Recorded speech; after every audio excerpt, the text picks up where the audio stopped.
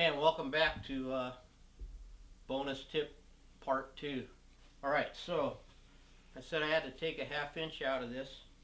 Then I got to thinking I was just going to do it and then mount the skunk, but I go, you know what?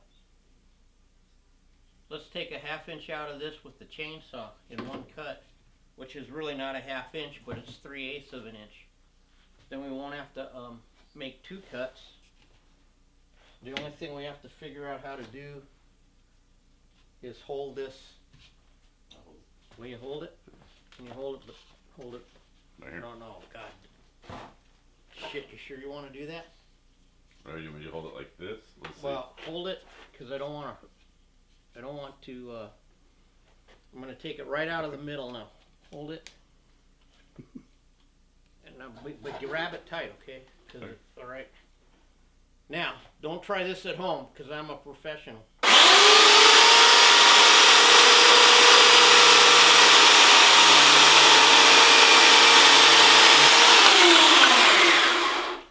You want to see magic now, Thomas? No, I'm good.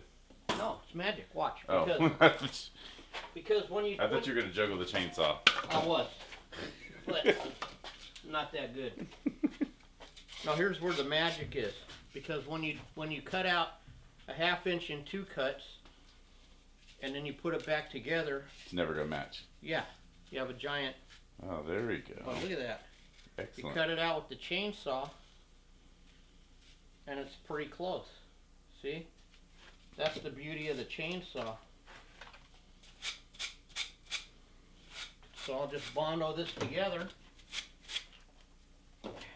That's why I use a chainsaw all the time in altering. A lot of times when you're shortening well, the other day I had to make a mule deer into a blacktail. I had like a giant ass blacktail.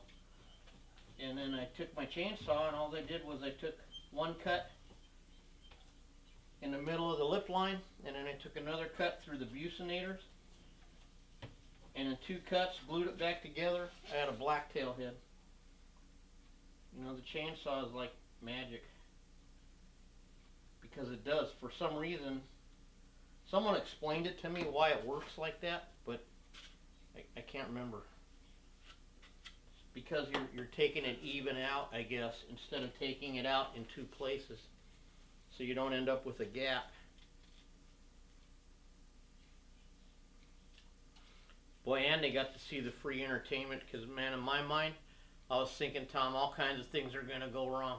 Leave holding it, I'm going to hit it, it's going to bounce, it's going to fly and knock the chainsaw into me, and then the chainsaw's going to come back and, like, cut my head off, which would have been spectacular.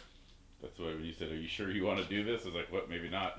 Well, no, the way you were, no, because I was actually, even though I'm a klutz, I actually, try to be safe. Right? Are you sure you want to do this? Well, it was. That's pretty funny, huh? Well, you are a comedian, so. Normally you would put that in the vice grips, correct?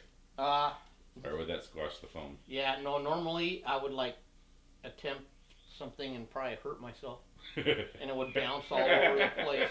And normally I hold the chainsaw with my teeth and hold the skunk something with like both that. hands. Yeah, I'd be like doing it with one hand, and then it would bounce and break the leg off, or So, but the way you were holding it like this, I was scared that if something went, You're so, right, that would have been good. So actually, no, that's not gonna work. Always unplug your power tools. Anyway, I decided to make that quick tip, because now we know it's gonna fit perfect. You're not gonna fight it. I mean, I realize that sometimes you can make things go. You have to make them go. But when you can do something this easy and make it fit perfect, that's the way to go. And then, you barely got any rasping to do. So now I know this thing's going to go together. Uh-oh. Another important safety tip: take your eyes out of the manikin. Oh no. Yep, that's all right. They're only 100-year-old eyes, irreplaceable, genuine vintage eyes. We'll find them. rest our skunk right there. And we'll see you next time on Chuck's Tuesday Tips.